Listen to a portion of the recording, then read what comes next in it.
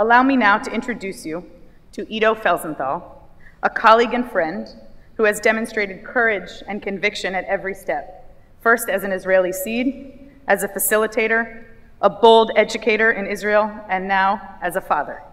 Iddo embodies the values of Seeds of Peace in each of these roles, and I am so grateful that he made the trip to be with us tonight, and I invite him to the stage, and I'm so grateful to him for sharing his story with us to conclude our evening. Thank you.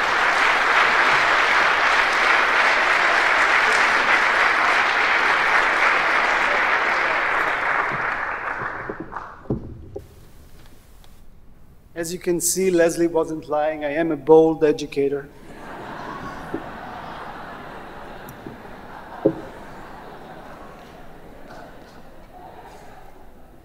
On the evening of October 2nd, I was at home, October 2nd, 2000. I was at home when the phone rang. On the other side of the line was a friend, a Seed, who told me that Asil Asle was shot dead. It was the beginning of the Second Intifada. The whole region was burning. There were demonstrations and shootings.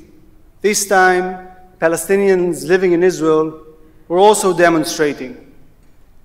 By the end of the week, 13 Arab citizens of Israel were shot by Israeli police. Asil was one of them. These were later called the October riots. I knew Asil as he was a camper like me in 1997. We weren't very close friends, but we used to meet a lot, and when we used to meet, we used to laugh. We told jokes that were less than politically correct about Israelis and Palestinians and about the conflict. I did not know then the effect Asil's death is going to have on my life. All I knew then was that I was at shock, that a teenager like me, a Seed like me, a friend, was dead. I closed the phone and went to my room and opened up Yehuda Amichai's books. Yehuda Amichai is a famous Israeli poet who died that month. And I came across a poem called The Diameter of the Bomb. In it, Amichai describes not only the 30 centimeters that are the diameter of the bomb, but the true diameter of the bomb. The people who got injured, the people who got killed, their families, their friends. Eventually, the effective range of the bomb in that poem encircles the whole world with pain and sorrow. And though bombs and guns make much more noise and are much better headlines, I don't want to talk to you today about the diameter of the bomb. I want to talk to you today about the diameter of change. The diameter of change starts in my classroom.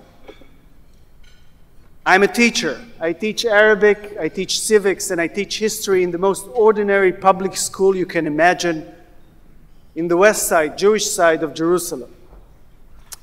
And I like being a teacher. I like it a lot. People don't say that usually, but I find teaching to be fun. You get to hear yourself talk all the time. But when I go into a classroom, I go into a battlefield. It's a battlefield against a clear and dangerous triangle of fear, hate, and ignorance. It's very easy to be fearful and hateful when you grow up in a conflict. Just imagine the kid whose father was attacked by Arab co-workers one day on the first Intifada, or the kid who rode the bus to school knowing that that bus was blown up a few times before, or the kid who lost a relative in the conflict. All these kids sit in my classroom. And when we talk about the Arab-Israeli conflict, and we talk a lot about the Arab-Israeli conflict, it all comes up. The hate, the fear. They can say sentences, for example, all Arabs are terrorists. And I would ask, all of them? Yes, they would answer. Yes, all Arabs are terrorists. And for them, at that moment, that is the reality. They see the diameter of the bomb. They live the diameter of the bomb. I try to introduce them to a different reality.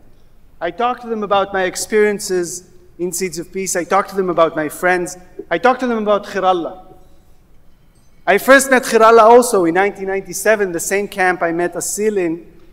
And though we live in the same city, Khirallah, a Palestinian seed, and me, an Israeli seed, would never have met if it weren't for Seeds of Peace. We would have never found out we like the same songs and share the same humor.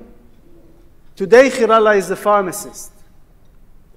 A few years ago, when my mother was dying of cancer, Khirallah went out of his way to help my family with medicine and medical equipment. And when I tell that to the kids, they're astonished. An Arab helping a Jew, a Palestinian helping an Israeli? So strange. And I tell them about other friends, about Tamer and Maisa, Muhammad and Abdul Salam. I talk to them about Asil. And to those kids, it's the first time maybe that they ever hear such stories, that they ever entertain the thought that Arabs and Jews, Israelis and Palestinians do not have to be enemies, they can be friends. They can argue about politics, but they still respect each other and care for each other and help each other. The diameter of change starts in my classroom. Earlier this year, my kids, my students, you see I'm calling them my kids, but I only have one. My students met with Bashar. Bashar is another seed friend. Bashar talked to them about being a Palestinian living in Israel. He started his own NGO in his hometown of Ramallah, of Tira. And he talked to them about being a Palestinian living in Israel and about being a Palestinian. And he was harsh. And it was the first time they ever talked to a Palestinian about politics. It was the first time they ever talked to a Palestinian at all. And that again changed their perception. They became more knowledgeable and therefore less hateful and less fearful. The diameter of change starts in my classroom. In my classroom, I teach the Nakba, the way Palestinians and Arabs in general see the 1948 war. And by learning another narrative, examining another narrative that is radically different from our own, we diversify our own narrative. We strengthen our identity. And you know, my students become even more Zionist because of that. Because their identity becomes more sophisticated and therefore stronger. I do the same thing in the army. I teach in the army about Islam and about the Arab-Israeli conflict. That's also my reserve service. I still do it. And I talk to them about my experiences in Seeds of Peace. I bring them the points of view they don't get to hear, the points of view they don't get to see. Being a facilitator in camp, facilitating dialogue, I know that to create dialogue you need safe space. And so my classrooms, I try to make them safe space. My students know they can talk about anything, express any emotion, but they also know they go through a process, not unlike the process we go through in camp. By senior year, they come to me and they talk to me about the process they went through, and they say the two best sentences a teacher can hear. They say, "You made me more confused," and they say, "You made me think." They talk about how simplistic their image of reality was when we started, and now how they know more, how they hate less and fear less. They talk about how focused they were on their own lives, but now they want to change their society.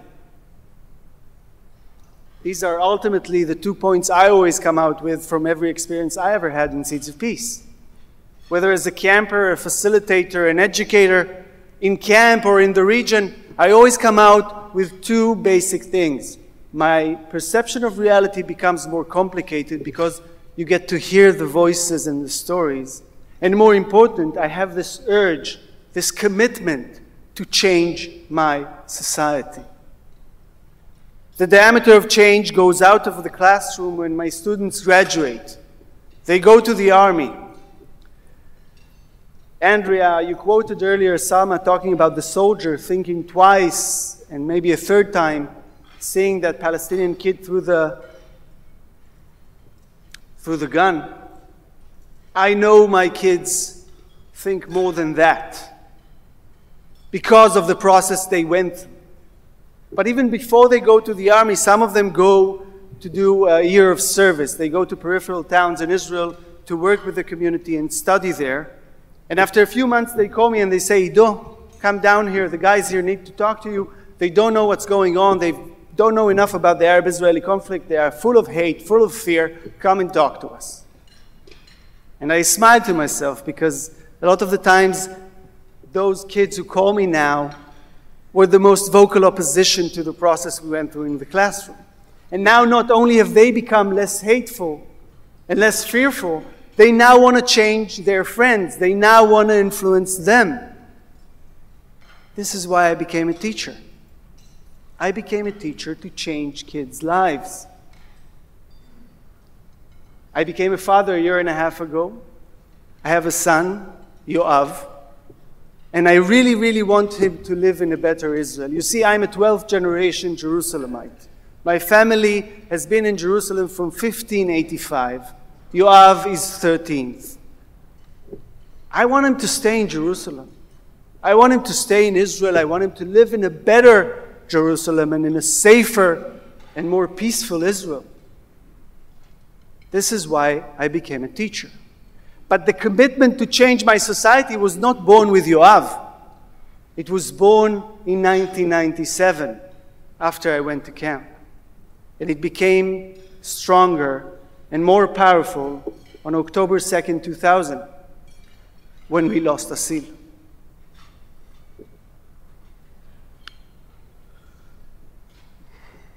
Make no mistakes about it.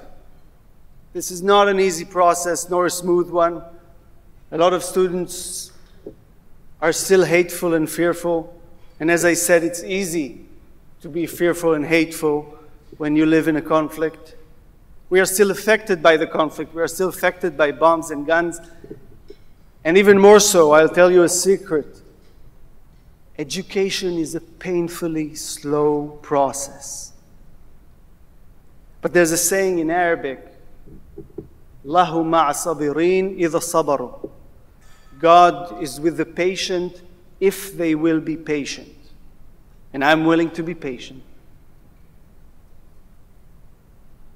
Bombs and guns are much faster to make, much easier to throw. The diameter of the bomb is wide and big. But I believe that in Seeds of Peace we create something that is bigger, wider, and deeper. And that is the diameter of change. And that is why I am a teacher. That is why I am a seed. Thank you very much.